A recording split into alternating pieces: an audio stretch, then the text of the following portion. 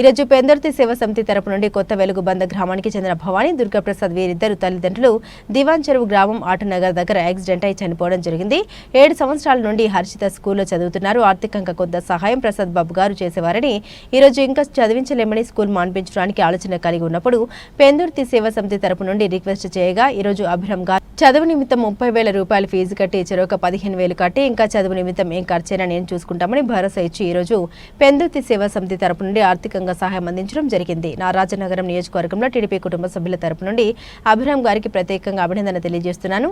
God bless you బాబు. అలాగే ఈ కష్టాల్లో ఉన్న వారిని ఆర్థికంగా ఆదుకోవాలని, ఇబ్బంది పడుతున్న టీడీపీ కార్యకర్తలకు సపోర్టుగా నిలబడాలని మనస్ఫూర్తిగా కోరుకుంటున్నా. మీ అక్క లక్ష్మి. జై తెలుగుదేశం, జై జై తెలుగుదేశం, జై హో తెలుగుదేశం, జై హో పెందు.